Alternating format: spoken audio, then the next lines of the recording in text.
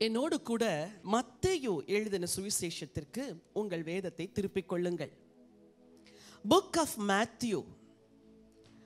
ஆண்டவர் இயேசு கிறிஸ்துவுடைய பிறப்பை குறித்து சொல்லுகிற ரெண்டு புஸ்தகங்கள் தான் ரொம்ப அழகா அந்த ஹிஸ்டரியை சொல்லுது. ஒன்று மத்தேயு, மற்றொன்று லூக்கா எழுதின சுவிசேஷம்.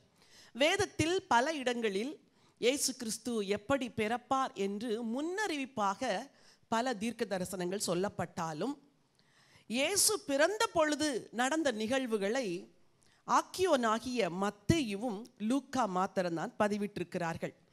ஆகவே இன்றைக்கு கூட ஒரு குறிப்பிட்ட வேத பகுதியை நாம் நம்முடைய தியானத்திற்காக எடுத்திருக்கிறோம். என்னோடு கூட மத்தேயு எழுதின சுவிசேஷம் 2ஆம் அதிகாரம் 8வது வசனத்தை நீங்கள் வாசிக்க விரும்புகின்றேன். நீங்கள் போய் பிள்ளையை குறித்து திட்டமாய் விசாரியுங்கள். நீங்கள் அதை கண்ட பின்பு நானும் வந்து அதை பணிந்து கொள்ளும்படி எனக்கு அறிவியுங்கள் என்று சொல்லி அவர்களை பெத்லஹேமுக்கு அனுப்பினார். ஏரோது ராஜாவின் நாட்களிலே கீழ்த்திசையில் இருந்து சாஸ்திரிகள் வருகிறார்கள். அவர்கள் வந்து அரண்மனையிலே இரட்சகர் எங்கே பிறந்திருக்கிறார், ராஜா எங்கே பிறந்திருக்கிறார் என்று தேடுகிறார்கள். இந்த செய்தியை கேட்டு ஏரோது கலங்குகிறான். அவன் உள்ளத்தில் சில திட்டங்களை தீட்டுகிறான். இந்த ஞானிகள் கீழ்த்திசையிலிருந்து நெடுந்தூரம் பயணப்பட்டு வந்திருக்கிறார்கள். ஆகவே இவர்கள் போய் அந்த பிள்ளையை கண்டுபிடித்த பின்பு நாம் எப்படியாவது சரியாய் அந்த பிள்ளையை கொலை செய்து விட வேண்டும் என்று தீர்மானித்து மனதிலே ஒன்றை நினைத்து வெளியே வேறொன்றை சொல்லுகிறார். என்ன சொல்லுகிறார்? நீங்கள் போய் பிள்ளையை குறித்து திட்டமாய் விசாரியுங்கள். நீங்கள் அதை கண்ட பின்பு நானும் வந்து அதை பணிந்து கொள்ளும்படி எனக்கு அறிவியுங்கள் என்று சொல்லி அவர்களை பெத்லஹேமுக்கு அனுப்பினார். ராஜா பெத்லஹேமுக்கு அனுப்புகிறார். எதற்காக? போய் பிள்ளையை குறித்து திட்டமாய் விசாரியுங்கள். கிறிஸ்மஸ் என்றாலே இது கிறிஸ்மஸ் நாளின் நாள் அல்ல, ஆனாலும் அந்த நிகழ்வை நாம் நினைக்கிறோம். கிறிஸ்மஸ் என்றாலே மனதிலே அந்த நட்சத்திரம், அந்த சாஸ்திரிகள், அந்த முன்னணை, பிறந்த கிறிஸ்து, இவைகளெல்லாம் நமக்கு ஞாபகத்திற்கு வருகிறது வழக்கம்.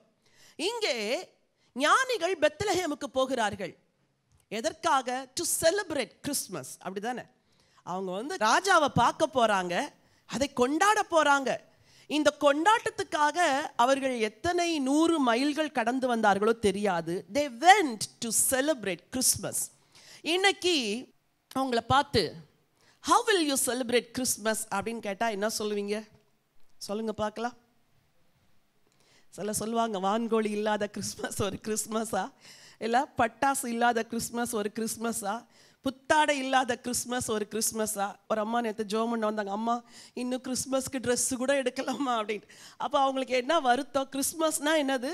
ட்ரெஸ்ஸு போடணும், பலகாரம் செய்ய வேண்டும், வீட்டை அலங்கரிக்கணும், அப்புறம் எல்லாரும் சாப்பிடணும், அப்புறம் கொண்டாடணும். இதுதான் கிறிஸ்மஸ். ஒரு சிலருக்கு கிறிஸ்மஸ் என்றால் உயர் வகை மதுபானத்தை வாங்கி நன்றாய் அருந்த வேண்டும், ஃப்ரெண்ட்ஸோடு அந்த டேயை செலிப்ரேட் பண்ண. அப்படி ஒரு கூட்டம் இருக்குது, உங்களுக்குலாம் தெரியாது, நீங்கள் ஸ்திரீகளால் உங்களுக்கு தெரியலன்னு நினைக்கிறேன். அப்படி ஒரு குரூப் இருக்குது கிறிஸ்மஸை செலிப்ரேட் பண்ணுறது. இன்னைக்கு ஹவு டு செலிப்ரேட் கிறிஸ்மஸ் அதை குறித்து தான் உங்களோடு கூட நான் பேச விரும்புகிறேன். சரி, அந்த ராஜா சொன்னார், நீங்கள் போய் கிறிஸ்துவை குறித்து திட்டமாய் விசாரியுங்கள் அப்படி சொல்லி அனுப்பினார். அவருக்கு ரொம்ப தெரியல இயேசுவை குறித்து. இன்னைக்கு to celebrate Christmas you have to know about Christ. யார் இந்த கிறிஸ்து அப்படின்னு திட்டமாய் அறிஞ்சாதான் உங்க கொண்டாட்டம் அர்த்தமா இருக்கும். சொல்லுங்க, என்ன சொன்னேன்னு சொல்லுங்க பார்க்கலாம். கிறிஸ்து யாருன்னு திட்டமா அறிஞ்சாதான் உங்க கொண்டாட்டம் எப்படி இருக்கும்? அர்த்தமுள்ளதா இருக்கும். கொண்டாட வேண்டும் கிறிஸ்மஸை. ஏன்னா ஒரு பெரிய ரட்சகர் உலகத்தில் வந்து பிறந்து நம்ம எல்லாம் மீட்கும்படி வந்தாரே, அதை சோகமாய் நாம் அதை நினைவு கூறுவது எப்படி? அதை மகிழ்ச்சியோடு நினைவு கூற வேண்டும். ஆனால் எப்படி நினைவு கூற வேண்டும் என்றுதான் இன்னைக்கு உங்களோடு கூட நான் பேச போகிறேன். எடுத்துக்கொள்ளுங்கள், மத்தேயு எழுதின சுவிசேஷம் 1ஆம் அதிகாரம் 21 to 23 வரைக்கும் வாசிக்கலாம். அவள் ஒரு குமாரனை பெறுவாள், அவருக்கு இயேசு என்று பெயரிடுவாயாக. ஏனெனில் அவர் தமது ஜனங்களின் பாவங்களை நீக்கி அவர்களை இரட்சிப்பார் என்றான். தீர்க்கதரிசியின் மூலமாய் கர்த்தராலே உரைக்கப்பட்டது நிறைவேறும்படி இதெல்லாம் நடந்தது. அவன், இதோ ஒரு கன்னிகை கர்ப்பவதியாகி ஒரு குமாரனை பெறுவாள், அவருக்கு இம்மானுவேல் என்று பெயரிடுவார்கள் என்று சொன்னான். இம்மானுவேல் என்பதற்கு தேவன் நம்மோடு இருக்கிறார் என்று அர்த்தமாம். சரி, யூதர்கள் காலாகாலமாய் ஒரு மேசியாவை எதிர்பார்த்து கொண்டிருந்தார்கள். அந்த மேசியாவை அவர்கள் எப்படி நினைத்தார்கள் என்றால், ஒரு நேஷனல் லிபரேட்டராக அவர் வருவார். அதாவது தேசத்தை அரசியல் ரீதியிலே விடுதலை செய்து, இந்த ரோம ஆட்சியிலிருந்து விடுதலை செய்து நமக்கெல்லாம் ஒரு சுயாதீன ஆட்சியை தருவார் என்று அவர்கள் எதிர்பார்த்து கொண்டிருந்தார்கள். ஆனால் இயேசு கிறிஸ்து உலகத்தில் வரும்போது ஒரு நேஷனல் லிபரேட்டராக அவர் வரவில்லை, ஒரு ஸ்பிரிச்சுவல் லிபரேட்டராக அவர் வந்தார். ஹல்லேலூயா. அவருடைய ராஜ்யம் கண்கள் காணும்படி அமைக்கப்படவில்லை, காணாத ராஜ்யமாய் இருந்தது.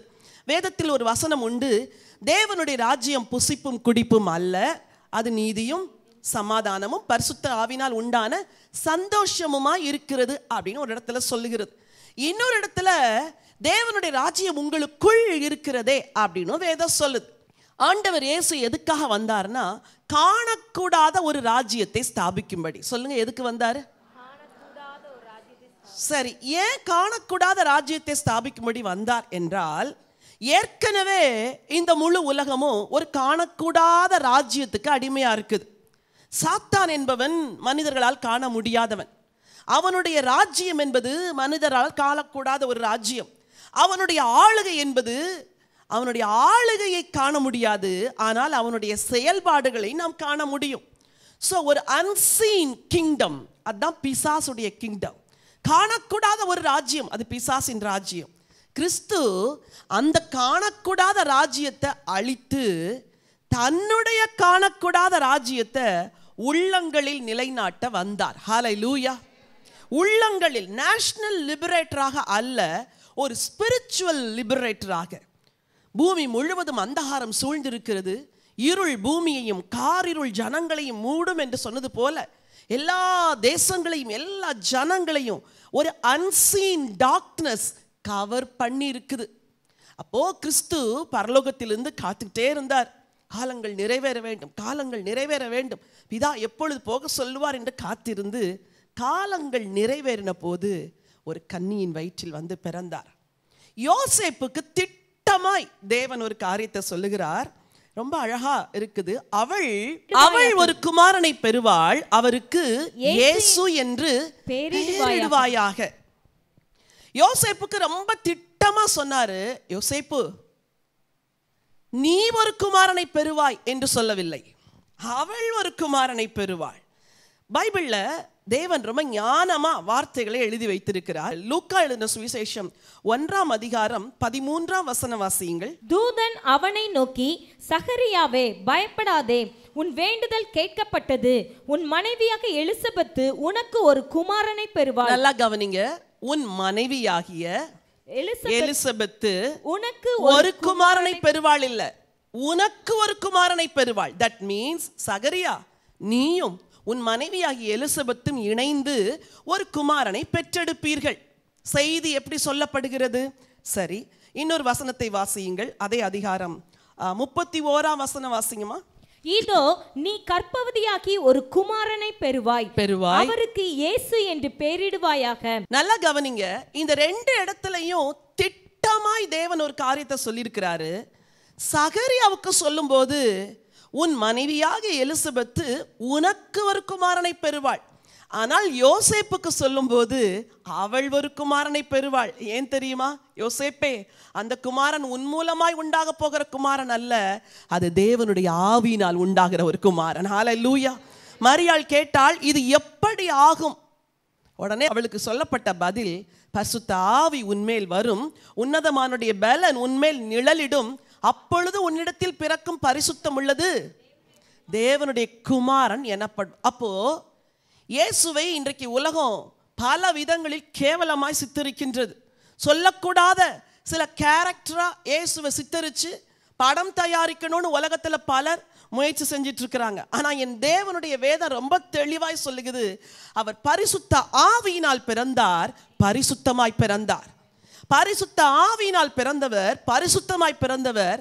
எதற்காக பிறந்தாராம்? வசனம் அழகாக சொல்லுகிறது. 21 மத்தேயு 1:21, அவள் ஒரு குமாரனை பெறுவாள், அவருக்கு இயேசு என்று பெயரிடுவாயாக, ஏனெனில் அவர் தமது ஜனங்களின் பாவங்களை நீக்கி அவர்களை ரட்சிப்பார் என்றார். அவர் தம்முடைய ஜனங்களின் பாவங்களை நீக்கி அவர்களை ரட்சிப்பார்.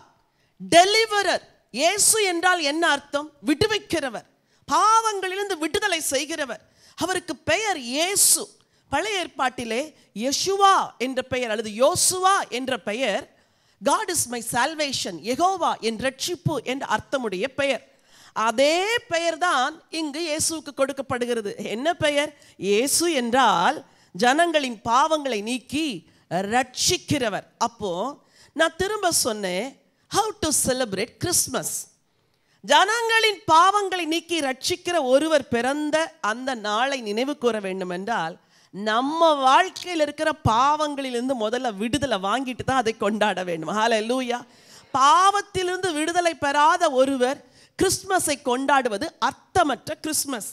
என்னுடைய 18வது வயது வரைக்கும் நானும் கிறிஸ்மஸ் செலிப்ரேட் பண்ணேன். கிறிஸ்மஸ்னா முந்தின நாளில் எல்லா ட்ரெஸ் எல்லாம் ரெடி பண்ணி ராத்திரி வச்சுட்டு மறுநாள் காலையில் 3 மணியோ ஏதோ ஒரு மணிக்கு கிளம்பி சர்ச்சுக்கு போய் புத்தாடைலாம் போட்டுட்டு சர்ச்சில் போய் பிரசங்கெல்லாம் கேட்க மாட்டோம், தூங்கித்தான் விழுவோம். ஏன்னா அவ்வளோ சீக்கிரமாக போய் சர்ச்சில் என்ன பிரசங்கம் கேட்குறது. அப்புறம் சர்வீஸ்லாம் முடிஞ்ச பிறகு வீட்டுக்கு வந்து அம்மா விதவிதமாக ஏதாவது செஞ்சுருப்பாங்க, சாப்பிடுவோம், பட்டாசுகளை வெடிப்போம், அப்புறம் ரிலேட்டிவ்ஸ் வீட்டுக்கெல்லாம் போவோம். அப்புறம் சாயங்காலம் சொல்ல வெட்கமாக இருக்கிறது, சில வேளைகளில் திரையரங்குக்கு போவோம்.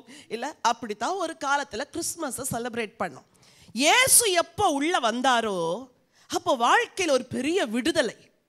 இயேசு உள்ளே வரும் பொழுது வாழ்க்கையில் பெரிய பரிசுத்தம். இன்றைக்கு இந்த வளாகத்துக்குள் உட்கார்ந்து கேட்குற உங்கள் ஒவ்வொருவருக்கும் சொல்லப்படுகிற திட்டமான நற்செய்தி என்ன தெரியுமா? ஏன் இயேசு பிறந்தார்? To deliver you from your sinful life. உங்கள் வாழ்க்கையிலேருந்து விடுதலை செய்ய. நீங்கள் சொல்லுவீங்க, என்ன விடுவிச்சிட்டாரு, என் புருஷன் இன்னும் விடுவிக்கப்படலை, என்ன விடுவிச்சிட்டாரு, என் பிள்ளைங்க விடுவிக்கப்படலை. இந்த கிறிஸ்மஸை ஒரு நம்பிக்கையோடு செலிப்ரேட் பண்ணுங்க. He will deliver my family. அவருக்கு பெயர் இயேசு. சொல்லுங்க, அவருக்கு பெயர் என்ன பெயர்? இயேசு. இயேசு என்றால் தன் ஜனங்களின் பாவங்களை நீக்கி, அது ரொம்ப அழகா இருக்கு அந்த வசனம், நீக்கிடுவாராம். பாவமே இல்லாத ஒரு வாழ்க்கை. இன்னைக்கு உங்களுக்கு கிறிஸ்மஸ் பரிசு என்ன தெரியுமா? பாவம் இல்லாத ஒரு வாழ்க்கை. ஹல்லேலூயா. பாவத்தின் மேல் ஜெயம் கொள்ளுகிற ஒரு வாழ்க்கை, பாவத்தை மேற்கொள்ளுகிற ஒரு வாழ்க்கை. ஆண்டவர் ஏன் பிறந்தார்? பாவத்தை ஜெயிக்க. உலகமெல்லாம் எது பிரச்சனை? கொஞ்சம் யோசிச்சு பாருங்க. சாப்பாடு இல்லாத பிரச்சனைலாம் பெரிய பிரச்சனை கிடையாது, தண்ணி இல்லாத பிரச்சனை பெரிய பிரச்சனை இல்லை, வஸ்திரம் இல்லாத பிரச்சனை பெரிய பிரச்சனை இல்லை. தேசங்களுக்கும் பட்டணங்களுக்கும் நகரங்களுக்கும் குடும்பங்களுக்கும் வீடுகளுக்கும் தனி மனுஷனுக்கும் எது பிரச்சனை தெரியுமா? சின், பாவம் தான் பிரச்சனை.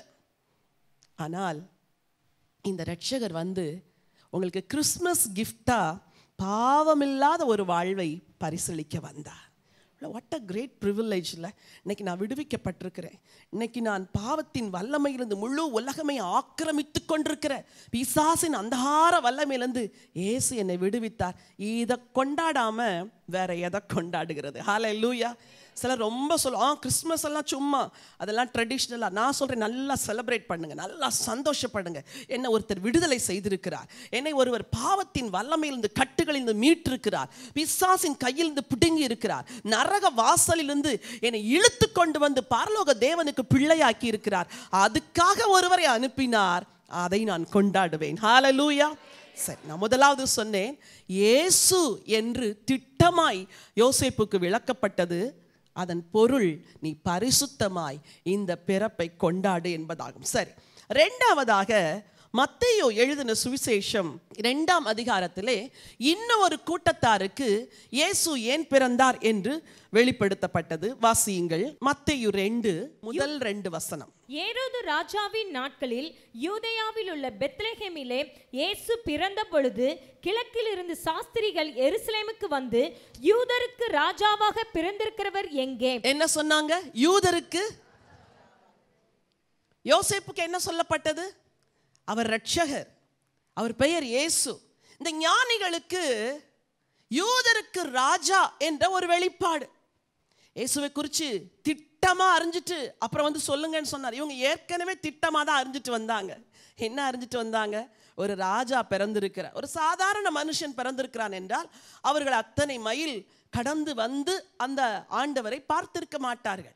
அவர் ராஜா என்று அறிந்து கொண்டார்கள், அவர் விசேஷமானவர் என்று அறிந்து கொண்டார்கள், அவர் முழு ராஜ்யத்தையும் ஆளப்போகிறார், உலகையெல்லாம் ஆளப்போகிறார் என்பதை அறிஞ்சிட்டு தான் அவங்க அவ்வளோ தூரம் பயணப்பட்டு வந்தாங்க.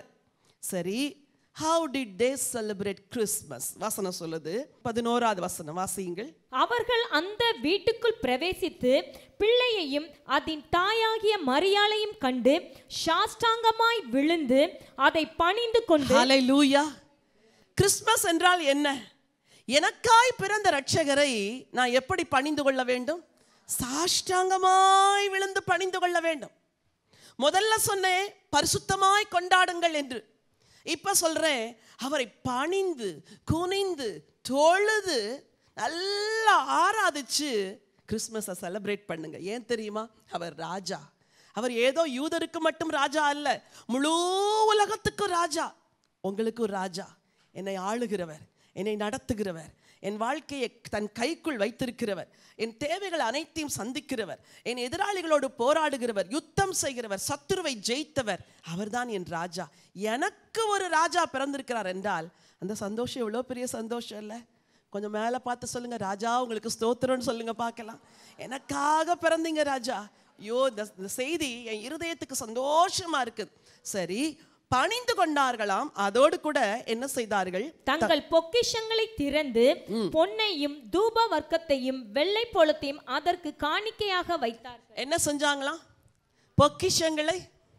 சிலருடைய பொக்கிஷங்கள்லாம் இன்னும் திறக்கப்படவே இல்லை, அப்படியே பூட்டி பூட்டி வச்சிருக்கிறீங்க. இல்ல, மனிதனுடைய வாழ்க்கை நிலையில்லாத ஒரு வாழ்க்கை, நிரந்தரம் இல்லாத ஒரு வாழ்க்கை. வாழும்போது இயேசுவுக்காக டு த மேக்சிமம் வாழ்ந்து விட வேண்டும். பூமியில வாழுகிற நாட்களில் இயேசுவுக்காக மேக்சிமம் எப்படி வாழணுமோ இயேசுவுக்காக வாழ்ந்துடணும். வசனம் சொல்லுது, தங்கள் பொக்கிஷங்களை திறந்து என்ன செய்தார்களாம்? பொன்னையும் தூப வர்க்கத்தையும் வெள்ளை போலத்தையும் அதற்கு காணிக்கையாக வைத்தார்கள். How to celebrate Christmas? You have to give some gifts to the king of kings. நீங்க அந்த ராஜாதி ராஜாவுக்கு பரிசுகளை கொடுக்க வேண்டும். அதுக்காக என்னிடத்தில் எங்க இருக்கிறது பொன், என்னிடத்தில் எங்க இருக்கிறது தூவ வர்க்கம், நானே இருக்கிற நகையெல்லாம் பேக்ல வச்சுட்டு உட்கார்ந்துருக்கிறேன் அப்படிலாம் சொல்லாதீங்க. தி பெஸ்ட், உங்கள்கிட்ட இருக்கிற பெஸ்ட் ஏதோ அதை ராஜாவுக்கு கொடுங்க. பரிசளிப்பது தான் கிறிஸ்மஸ். ராஜாவுக்கு பரிசாக எதையாகிலும் கொடுக்கணும். கொஞ்சம் உட்கார்ந்து யோசிங்க. ராஜா, உங்க பர்த்டேக்கு நான் ஏதாவது உங்களுக்கு கிஃப்ட் பண்ணணும் ராஜா. ஒருவேளை ஒரு 10 பேருக்கு போய் அந்த ராஜாவுடைய அன்பை சொன்னீங்கன்னா அது ஒரு கிஃப்ட். ஒருவேளை உங்களால் முடிந்த எதை உட்கார்ந்து யோசிச்சு இந்த வருஷம் கிறிஸ்மஸ்க்கு ஜீசஸ்க்கு நான் என்ன கிஃப்ட் கொடுக்கணும் அப்படின்னு யோசித்து கிஃப்டை கொடுக்கணும். ஞானிகள் கிளம்பும் போது பார்த்து பார்த்து செலக்ட் பண்ணியிருப்பாங்கல்ல. பொண்ணு, இதெல்லாம் ரொம்ப சீப்பாக இருக்குது, இது வந்து பியோர் கோல்டு, இதை தான் எடுத்துகிட்டு போகணும், இது கொஞ்சம் நல்லா, இது பெஸ்ட் இல்லை, இது பெஸ்ட், தி பெஸ்ட்டை எடுத்துகிட்டு போய் யாருக்கு கொடுத்துருப்பாங்க? ராஜாக்கு. என்ன ஒரு சந்தோஷம்.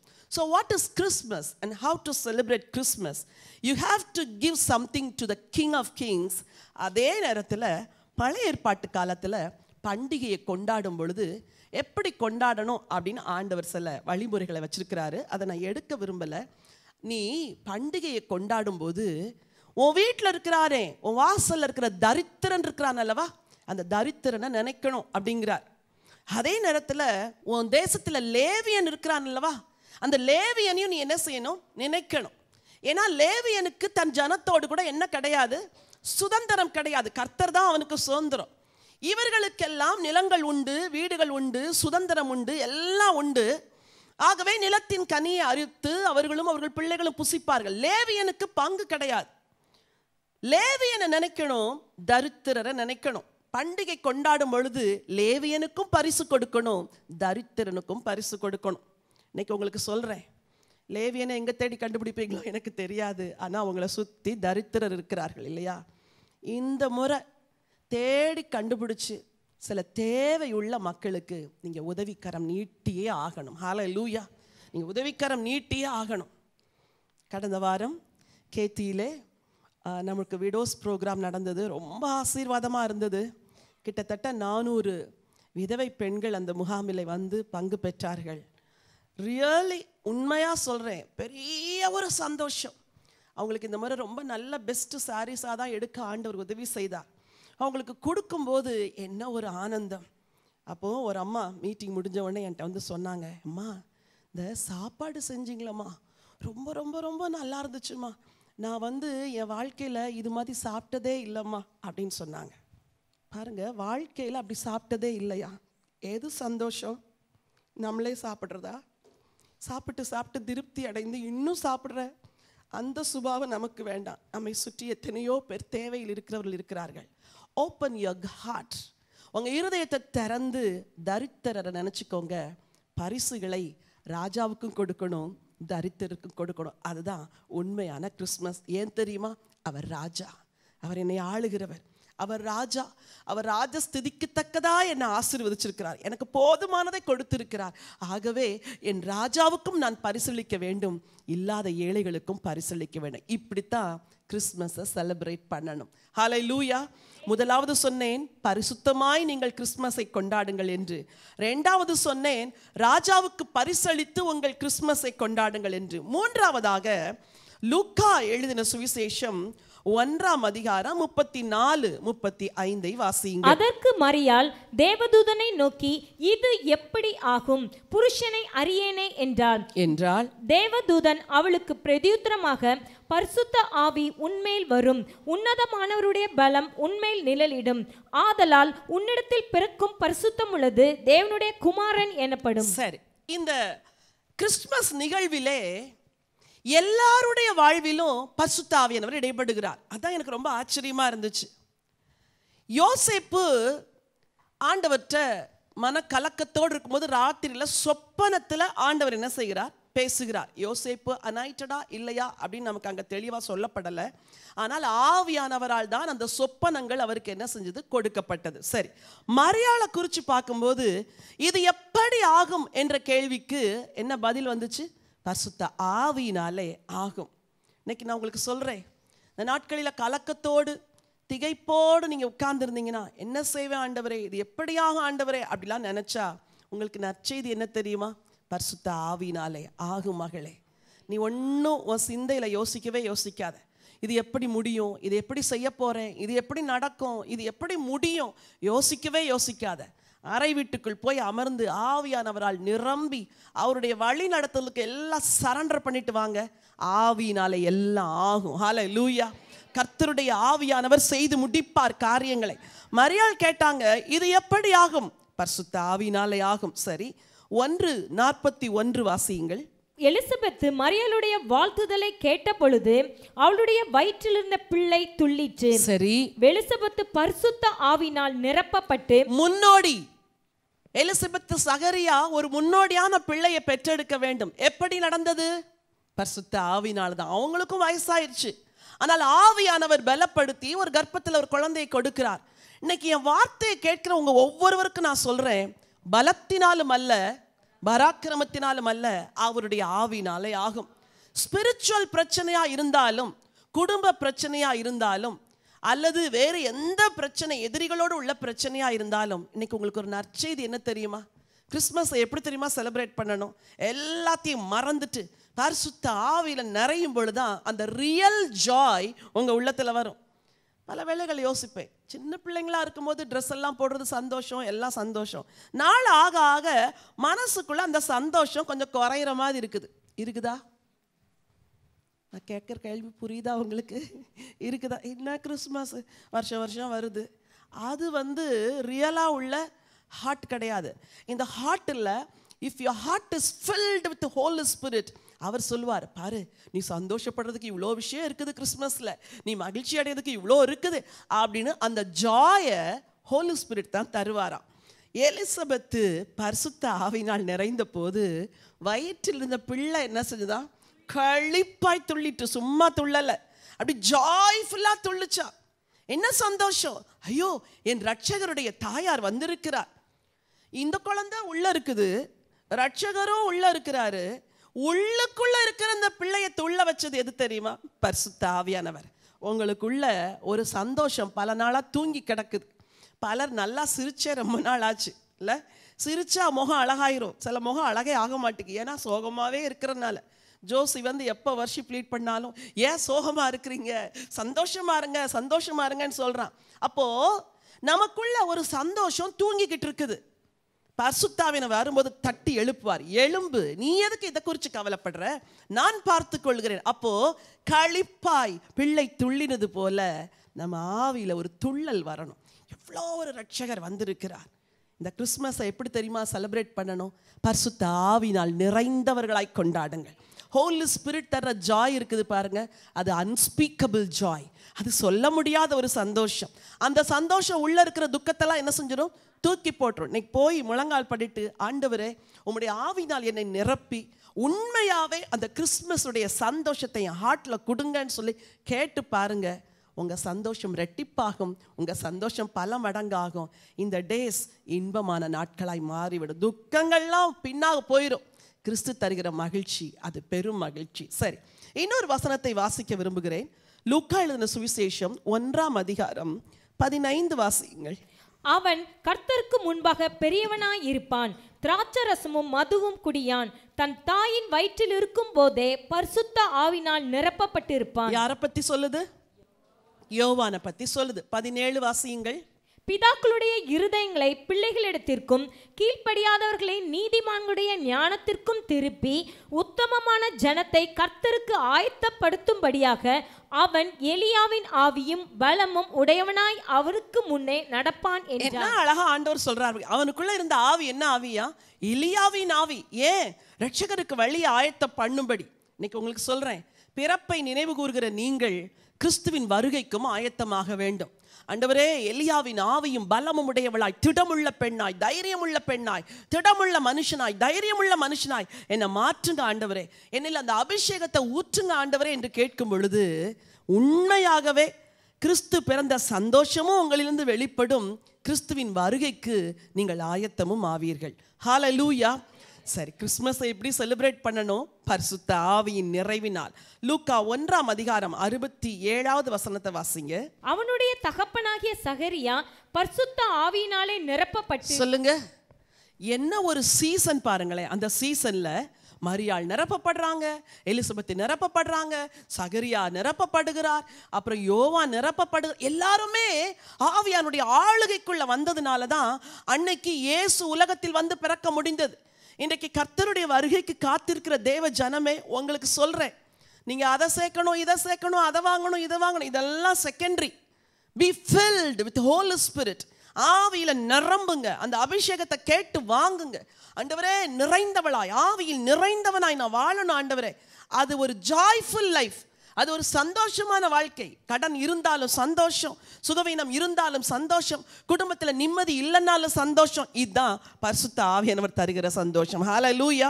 ரொம்ப அழகா சொல்லுது, தகப்பனாகிய சகரியா பரிசுத்த ஆவியினால் என்ன செய்தாராம்? நிறைந்தார்.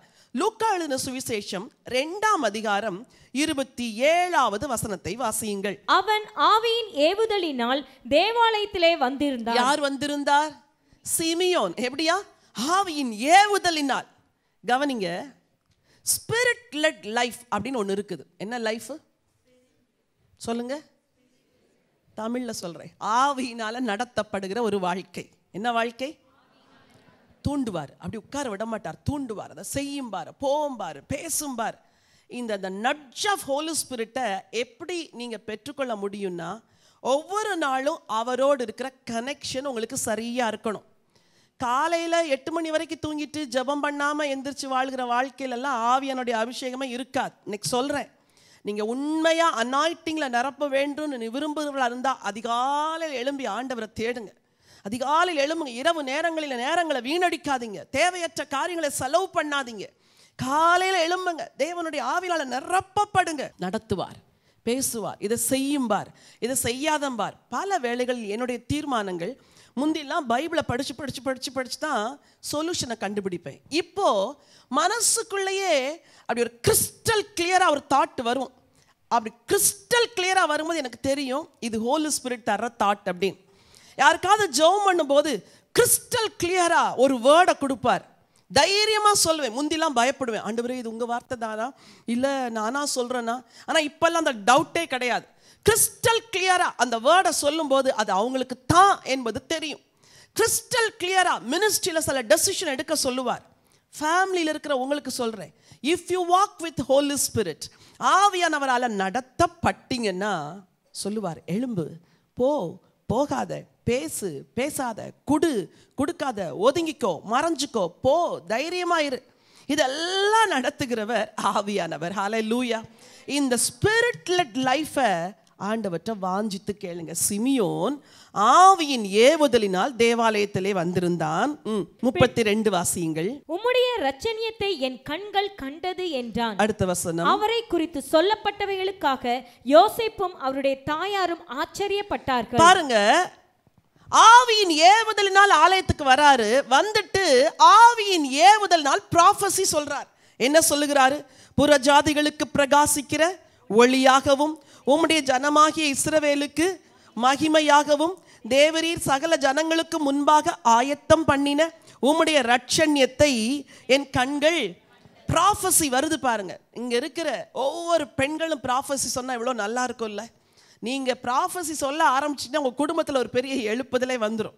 நீங்க ஆவியானவரோடு நடந்தால், சாதாரண பெண்ணாய் நீங்க இருந்தா கூட உங்களை ப்ராஃபட்டஸா மாத்துவார், நிச்சயம் மாத்துவார். அங்கே ஒரு பெண் இருந்தார். அந்த பெண்ணை குறித்து வேதம் அழகா சொல்லுது. 2ஆம் அதிகாரம் 36ஆம் வசனம் வாசிங்க.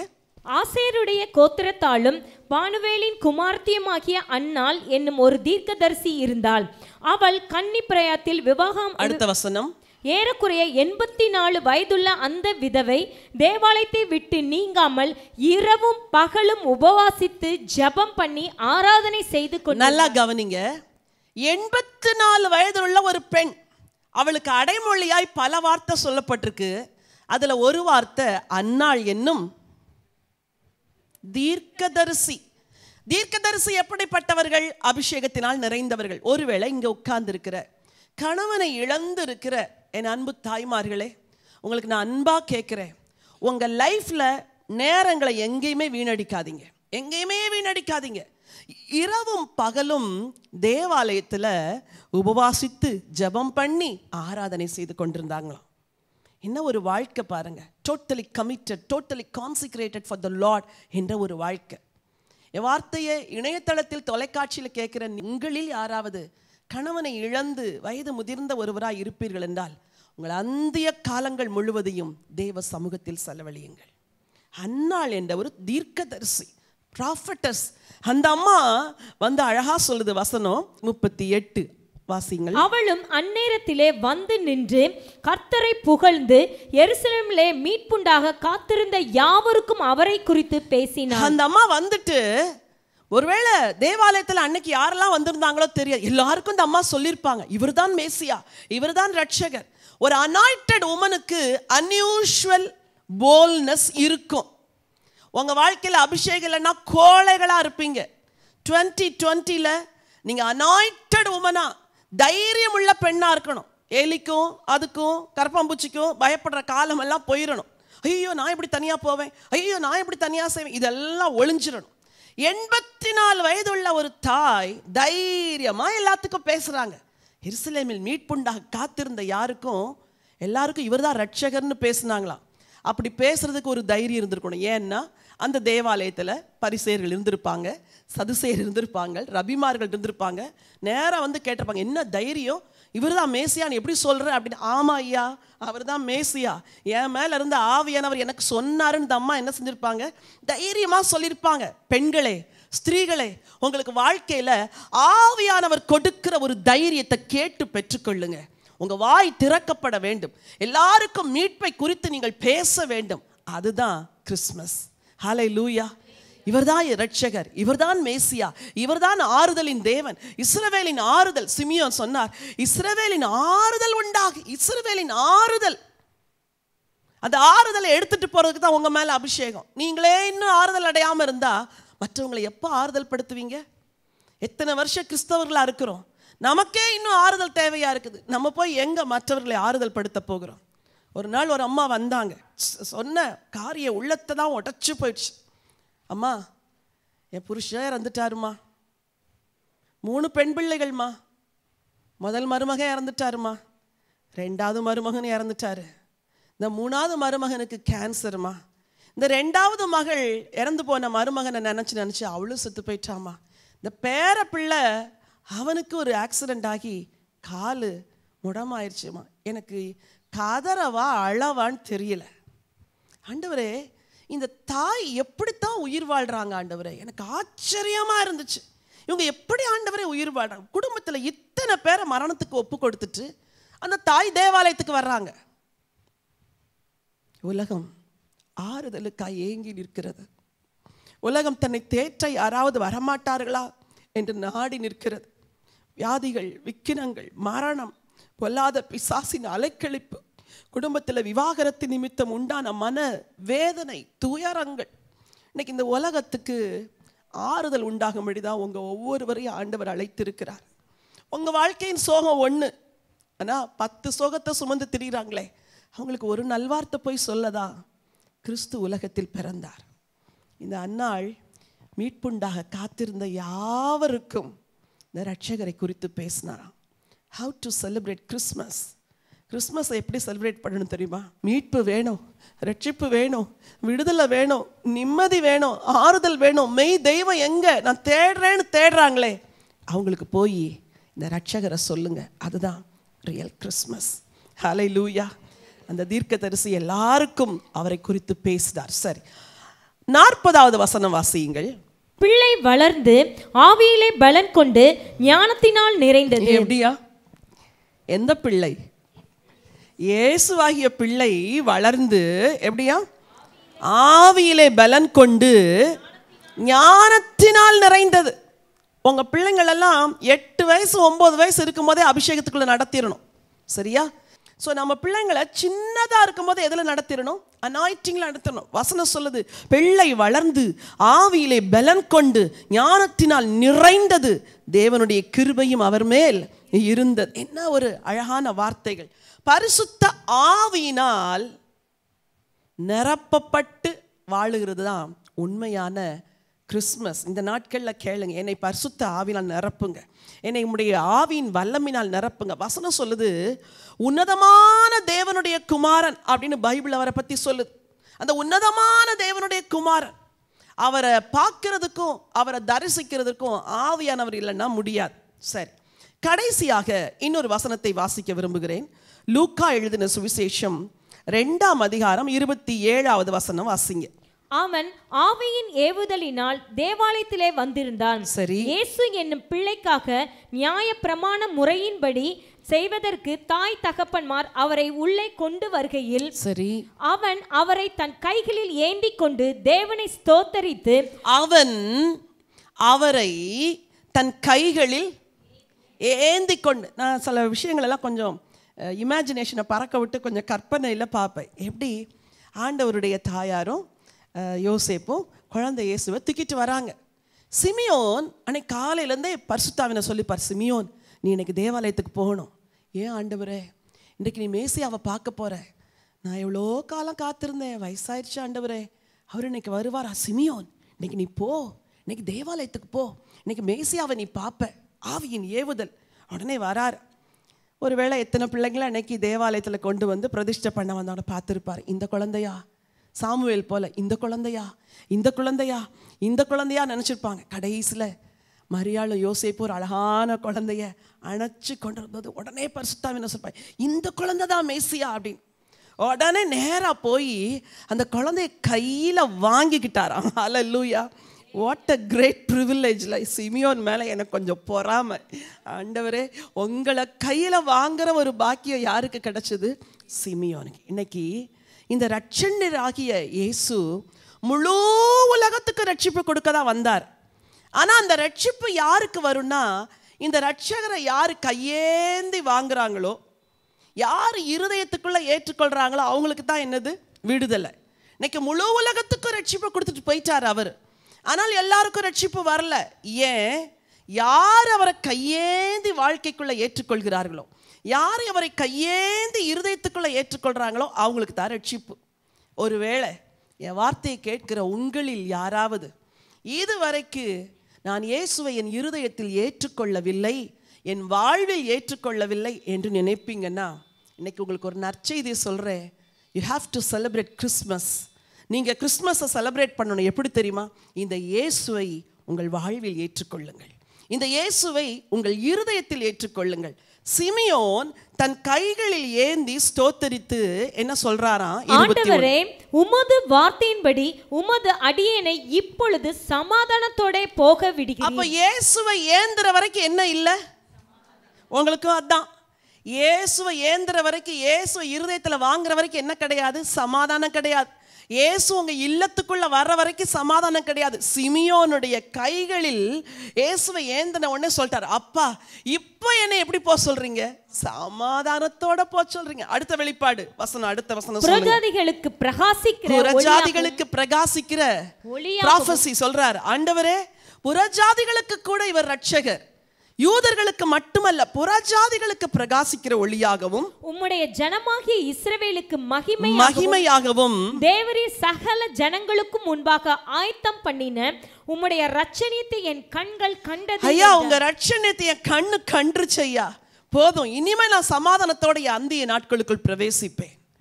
இங்கு இருக்கிறவர்களும் சரி, என் வார்த்தையை கேட்கிறவர்களும் சரி, இந்த ரட்சகரை இருதயத்துல ஏற்றுக்கொள்ளாம வாழ்க்கையின் முடிவுக்கு போயிடாதீங்க. வாழ்க்கையின் முடிவில் 2 இடம் இருக்குது. ஒன்று மோட்சம், இன்னொன்று நரகம். உலகத்தில் எப்படினாலும் வாழலாம். இந்த ரட்சண்யத்தை, இந்த ரட்சகரை இருதயத்தில் ஏற்றுக்கொண்டா வாழ்க்கையின் முடிவு சமாதானம், மகிழ்ச்சியான பரலோகம். இந்த ரட்சண்யத்தை இருதயத்தில் ஏற்றுக்கல அப்படின்னா வாழ்க்கையின் முடிவு சமாதானம் இல்லாத முடிவு, எல்லை நரகத்தின் எல்லை. இன்னைக்கு நீங்கள் முடிவு பண்ணணும். ரட்சண்யத்தை இருதயத்தில் ஏற்றுக்கொள்ளுங்க. இந்த ரட்சகரை இருதயத்தில் ஏற்றுக்கொள்ளுங்க. வசனம் அழகா சொல்லுது, ஆண்டவரே, சகல ஜனங்களுக்கும் முன்பாக ஆயத்தம் பண்ணின உம்முடைய ரட்சண்யத்தை என் கண்கள் கண்டது. இயேசுவை ஏற்றுக்கொண்ட போதுதான் சிமியோனுக்கு சமாதானம். இன்னும் ஒரு வசனத்தை சொல்லி நான் முடிக்க விரும்புகிறேன். லூக்கா எழுதின சுவிசேஷம் 2ஆம் அதிகாரம் 17வது வசனத்தை வாசிங்க. கண்டு அந்த பிள்ளையை குறித்து தங்களுக்கு சொல்லப்பட்ட சங்கதியை பிரசித்தம் பண்ணினார்கள். கண்டு அந்த பிள்ளையை குறித்து தங்களுக்கு சொல்லப்பட்ட செய்தியை. ரொம்ப அழகான ஒரு சாரி, 8000 ரூபாய் விலை உள்ள ஒரு சாரி 2000 ரூபாய்க்கு ஒரு இடத்துல விற்கிறாங்கன்னா, வாங்கிட்டு வந்த அடுத்த நிமிஷமே மொபைல் எடுத்து உங்கள் எல்லா ஃப்ரெண்ட்ஸுக்கும் ஒரு ஃபோன் பண்ணி, இந்த பாரு இவ்வளோ அழகான சாரி, 8000 ருபீஸ் மதிப்புள்ள ஒரு சாரி எவ்வளோ கிடைக்குது? கிடைக்கல பரவாயில்ல, அப்படி கிடைக்குதுன்னு வச்சுக்கோங்க. சொல்லுவீங்களா சொல்ல மாட்டீங்களா? சொல்லுவீங்களா சொல்ல மாட்டீங்க? நற்செய்தியை அடக்கி வச்சா பாவம். கொஞ்சம் குருடர்கள் இருந்தாங்க 4 பேர். ஒரு பெரிய வெற்றி கிடைச்சிருச்சு, எதிரிகளின் பாளையெல்லாம் ஓடிருச்சு. அப்போது பொருளை எடுத்து எடுத்து எடுத்து எடுத்து தங்களுக்குன்னு வைக்கிறாங்க. அவங்களுக்கு மனசாட்சி குத்துது, நம்ம செய்கிறது நல்லது கிடையாது. இந்நாள் நற்செய்தி அறிவிக்கும் நாள், வாங்க அரண்மனையாருக்கு போய் இந்த நற்செய்தியை சொல்லுவோன்னு குஷ்டரோகிகளாகி அவர்கள் உணர்வடைந்து பட்டணத்துக்குள்ள போயிட்டாங்க. அந்த குஷ்டரோகிகளுக்கு இருக்கிற உணர்வு கூட இன்னைக்கு பல கிறிஸ்தவர்களுக்கு கிடையாது. we are all selfish people. இந்த ரட்சிப்பு எனக்கு, இந்த மீட்பு எனக்கு, இந்த விடுதலை எனக்கு, நான் போய் யாருக்கும் சொல்ல மாட்டேன். இன்னைக்கு நான் சொல்றேன், நம்ம போவோம், போய் அந்த நற்செய்தியை சொல்லுவோன்னு அந்த குஷ்டரோகிகள் போய் சொன்னது போல இந்த சாதாரண மெய்ப்பர்களில் எனக்கு ரொம்ப ஆச்சரியமாக இருந்துச்சு. படிப்பறிவே இல்லை, ஆனால் அவங்க என்ன செஞ்சாங்களாம், கிறிஸ்துவை வணங்கி விட்டு இந்த நற்செய்தியை போய் எல்லா இடத்திலும் பிரசித்தம் பண்ணினார்களாம். சிஸ்டர்ஸ், ஒரு 10 பேருக்காவது இந்த நற்செய்தி நீங்கள் பிரசித்தம் பண்ணணும். கிறிஸ்து ஏன் பிறந்தார்? கிறிஸ்து யாருக்காக பிறந்தார்? கிறிஸ்து வாழ்க்கையில் என்ன செய்வார்? கிறிஸ்து உங்களுக்கு என்ன நன்மையை தருவார், என்ன நிம்மதியை தருவார்? இந்த நற்செய்தியை நீங்கள் போய் சொல்லணும். What is Christmas? ரட்சகராகிய இயேசு பாவங்களிலிருந்து நம்மை விடுதலை செய்ய வந்தாரே, அதுதான் கிறிஸ்மஸ். நீங்கள் ஹவு டு செலிப்ரேட் கிறிஸ்மஸ்? நான் பாவத்திலிருந்து விடுதலை ஆகி பரிசுத்தமாய் கிறிஸ்மஸை கொண்டாடணும், அதுதான் real Christmas. What is Christmas? அவர் ராஜாவாய் பிறந்தார், அவருக்கு நான் பரிசுகளை அள்ளி கொடுக்க வேண்டும், அதுதான் கிறிஸ்மஸ். ஏழைகளுக்கும் திக்கற்றவர்களுக்கு உதவி செய்யணும், அதுதான் கிறிஸ்மஸ். What is Christmas? பரிசுத்த ஆவியின் நிறைவு அந்த நாட்களில் எல்லாரையும் ஆட்கொண்டு எல்லாரும் ஆவியில நிரம்பி இயேசுவின் பிறப்பை இந்த உலகத்திற்கு கொண்டு வந்தார்கள். நீங்களும் ஆவியில நிறையும் பொழுதுதான் அந்த ஆத்மீகமான சந்தோஷம் உங்களுக்குள் வரும். What is Christmas? இயேசு தேவாலயத்திற்கு வருகிறார். சிமியோன் பார்த்துட்டு ஸ்தோத்திரம் பண்ணிட்டு போயிடல. அந்த ரட்சணியத்தை கைகளில் ஏந்தி மார்போடு அணைத்திருப்பார். இயேசுவை கைகளில் ஏந்துவது பெரிய பாக்கியம். இயேசுவை இருதயத்தில் ஏற்றுக்கொள்வது பெரிய பாக்கியம். மார்போடு அவரை அணைத்து, நீர்தான் என் ரட்சகர், நீர்தான் என் தேவன், நீர்தான் என் ராஜா என்று அவரை அங்கீகரித்துக் கொள்வதுதான் உண்மையான கிறிஸ்மஸ். What is Christmas? மேய்ப்பர்கள் போய் எல்லா இடத்திலும் பிரசித்தம் பண்ணினார்களாம். நீங்கள் இந்த இயேசுவை எல்லாருக்கும் சொல்லுங்கள். திரும்பவும் அந்த வசனத்தை நான் வாசிக்க விரும்புகிறேன். மத்தேயு எழுதின சுவிசேஷம் 2ஆம் அதிகாரம் 8வது வசனம். நீங்கள் போய் பிள்ளையை குறித்து திட்டமாய் விசாரியுங்கள். நீங்கள் அதை கண்ட பின்பு நானும் வந்து அதை பணிந்து கொள்ளும்படி எனக்கு அறிவியுங்கள் என்று சொல்லி அவர்களை பெத்லகேமுக்கு அனுப்பினான். அவர்களை பெத்லகேமுக்கு அனுப்பினான். போங்க, போய் கிறிஸ்மஸை செலிப்ரேட் பண்ணுங்க, ரட்சகரை பாருங்க, திட்டமா விசாரிங்க, கேட்டுட்டு வந்து எனக்கும் சொல்லுங்க. சொன்ன நோக்கம் தவறான நோக்கம். ஆனால் ஆண்டவர் அவர்களை வேறு வழியில நடத்திட்டு போயிட்டார். ஒரு நட்சத்திரம் வழி நடத்தியது. இன்றைக்கு உங்களையும் ஒரு நட்சத்திரம் வழி நடத்தும். நீங்கள் தவறி போக மாட்டீர்கள். அந்த ராஜாவை இந்த பூமியில் தொழுது கொள்கிற நீங்கள் ஒரு நாள் அந்த மத்திய ஆகாயத்தில் அந்த ராஜா வரும்பொழுது அவரண்டை உங்களை கொண்டு சேர்க்கும்படி ஒரு நட்சத்திரம் உங்களை வழி நடத்தும். பொழுது விடிந்து விடிவெள்ளி உங்கள் இருதயங்களில் உதிக்கும் அளவும் இருளுள்ள ஸ்தலங்களில் பிரகாசிக்கிற விளக்கை போன்ற அவ்வசனத்தை கவனித்திருப்பது நலம் என்று வேதம் சொல்லுகிறதே. இதுதான் அந்த நட்சத்திரம். இந்த நட்சத்திரத்தை கையில் ஏந்தி கொள்ளுங்க. இந்த நட்சத்திரத்தை காணாமல் கோடிக்கணக்கான மக்கள் இன்னும் இருளில் வாழ்ந்து கொண்டிருக்கிறார்கள், அந்தகாரத்தில் வாழ்ந்து கொண்டிருக்கிறார்கள், நம்பிக்கை இல்லாமல் வாழ்ந்து கொண்டிருக்கிறார்கள்.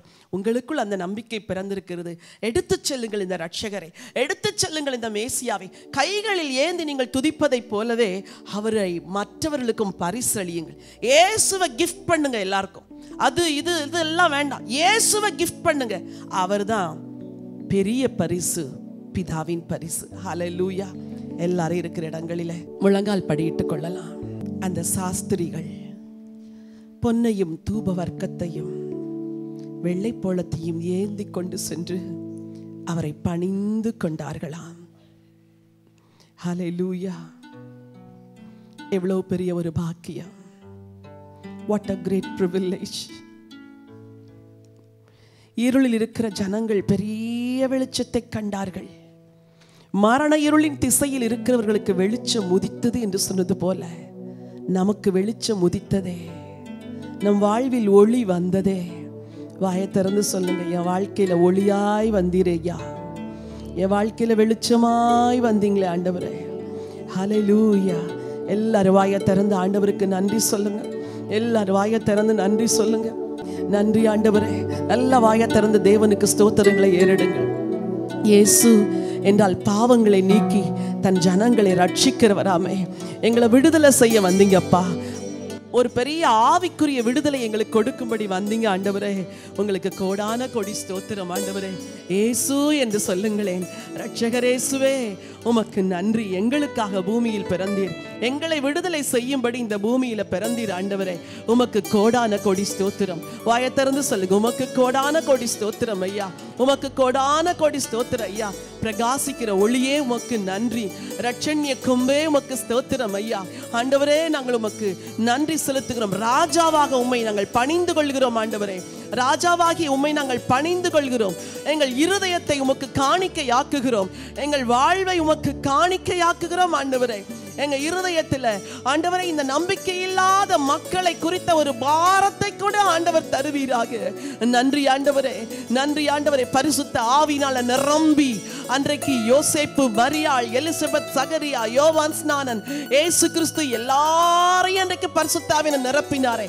வாயை திறந்து கேளுங்க, எங்களையும் நிரப்புங்க ஆண்டவரே, எங்களையும் நிரப்புங்க ஆண்டவரே. ஹல்லேலூயா. மரியாளை தைரியப்படுத்தின பரிசுத்த ஆவியானவர், எலிசபெத்தை பலப்படுத்தின பரிசுத்த ஆவியானவர், யோவானை களிப்பாய் துள்ள பண்ணின பரிசுத்த ஆவியானவர், சிமியோனுடைய வாயிலிருந்து தீர்க்க தரிசன வார்த்தைகள் வரும்படி சிமியோனை தூண்டி தேவாலயத்திற்குள் கொண்டு வந்த பரிசுத்த ஆவியானவர், அந்நாள் என்னும் தீர்க்கதரிசியை அபிஷேகம் செய்து தீர்க்க தரிசனங்கள் மூலமாய் ஜனங்களுக்கு ரட்சிப்பை சொல்ல வைத்த பரிசுத்த ஆவியானவர் இன்றைக்கு எங்களை நிரப்புங்க ஆவியானவரே. எல்லாரும் வாயை திறந்து கேளுங்க. என் காலத்துல என்ன ஒரு அன்னாளாய் மாற்றுங்க ஆண்டவரே. என் காலத்தில் என்ன ஒரு மரியாளாய் மாற்றுங்க ஆண்டவரே. என் காலத்தில் என்ன ஒரு யோவானாய் மாற்றுங்க ஆண்டவரே. ஆவியினால் நிறைந்து உமக்காக எழும்பி பிரகாசிக்கிற ஒரு வாழ்க்கை இயேசுவின் நாமத்தில் ஒவ்வொருவருக்கு வருவதாக ஆவியின் நிறைவு, ஆவியானவருடைய வழி நடத்துதல் இயேசுவின் நாமத்தில் உண்டாவதாக. மனுஷீக வாழ்க்கை முடியட்டும் ஆண்டவரே. மனுஷீகமாய் திட்டமிடுகிற எல்லா காரியங்களும் முடியட்டும் ஆண்டவரே, ஒளியட்டும் ஆண்டவரே. ஆவியில நடக்க செய்யுங்க, ஆவியில நிரம்ப செய்யுங்க, ஆவியில பிழைக்க செய்யுங்க, ஆவியில வாழ செய்யுங்க. தீர்க்க தரிசன வரங்கள் எல்லாம் வெளிப்படட்டும். ரட்சகரை உலகத்துக்கு தைரியமாய் எடுத்து சொல்லுகிற அந்த பலன் ஒவ்வொருவரையும் நிரப்பட்டும் ஆண்டவரே, நிரப்புவதாக ஆண்டவரே. ஹல்லேலூயா. ரெண்டு கரங்களை உயர்த்தி கொள்ளுங்கள். சிமியோன் அந்த ரட்சண்யத்தை தன் கைகளில் ஏந்தி கொண்டு, உம்முடைய ரட்சண்யத்தை என் கண்கள் கண்டது, உமது அடியேனை சமாதானத்தோடு போக விடுகிறீர் என்று சொன்னாரே. அந்த விலையேற பெற்ற பரிசை இப்பொழுது நீங்கள் கைகளில் ஏந்தி கொள்ள போகிறீர்கள். வாயை திறந்து சொல்லுங்க. இந்த கைகளில் ஏந்தி கொள்ளுகிறேன் ஐயா, இந்த ரட்சண்யத்தை கைகளில் ஏந்தி கொள்கிறேன் ஐயா. புறஜாதிகளுக்கு பிரகாசிக்கிற இந்த ஒளியை என் கைகளில் ஏந்தி கொள்கிறேன் ஆண்டவரே. உம்முடைய ஜனமாகிய இஸ்ரவேலுக்கு மகிமையான இந்த ஒளியை என் கைகளில் ஏந்தி கொள்கிறேன். இன்றைக்கு நான் எடுத்து செல்லுகிறேன். என்னுடைய இல்லத்துக்கு இந்த ஒளியை எடுத்து செல்லுகிறேன். என் கூடாரத்துக்கு இந்த ரட்சண்யத்தை எடுத்து செல்கிறேன். இந்த மகிமையை என் வீட்டுக்கு எடுத்து செல்கிறேன். என்னை சுற்றியுள்ள ஜனங்களுக்கு இந்த ரட்சண்யத்தை நான் எடுத்து செல்லுவேன் ஆண்டவரே, எடுத்து செல்லுவேன் ஆண்டவரே. என் வாழ்க்கையில் இருக்கிற அங்கலாய்ப்புகள் எல்லாம் முடிவுக்கு வந்ததற்காய் நன்றி. இந்த ரட்சண்யத்தை நான் ஏந்தி கொண்டதினால் என்னை சமாதானத்தோடு போக விடுகிறீர். நீ கொடுக்கிற தெய்வீக சமாதானத்திற்காய் நன்றி. வாயை திறந்து சொல்லுங்க. இந்த சமாதானத்தை எடுத்துக் கொள்ளுகிறேன், பெற்றுக் கொள்ளுகிறேன். இந்த ஒளியை எடுத்துக் கொள்ளுகிறேன் ஆண்டவரே. What is Christmas? இருள் நீங்கி உங்க வாழ்க்கையில வெளிச்சம் வருகிறதே, அதுதான் கிறிஸ்துவின் பிறப்பு. மேய்ப்பர்கள் தங்களுக்கு சொல்லப்பட்ட செய்தியை போய் பிரசித்தம் பண்ணினார்களாம். ரட்சகரை கண்டவர்கள் மௌனமாய் இருக்கவில்லையே. ரட்சகரை எத்தனை முறை நீங்கள் கண்டிருக்கிறீர்கள், நீங்கள் மௌனமாய் இருக்க கூடாது. ஹல்லேலூயா.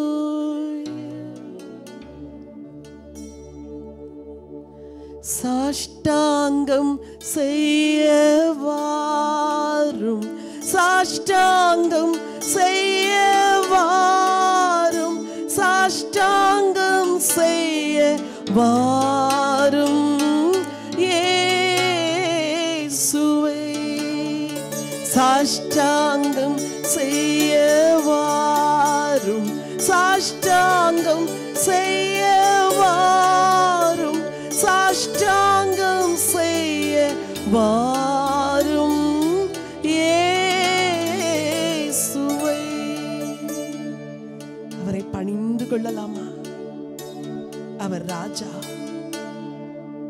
அவர் ரட்சகர், அவர் ஆண்டவர், அவர் புறஜாதிகளுக்கு ஒளி, தன் ஜனத்துக்கு மகிமை, சகல ஜனங்களுக்கும் தேவன் ஆயத்தம் பண்ணின ரட்சண்யம். பணிந்து கொள்கிறோம் ஆண்டவரே. ராஜா, உம்மை தொழுது கொள்கிறோம் ராஜா.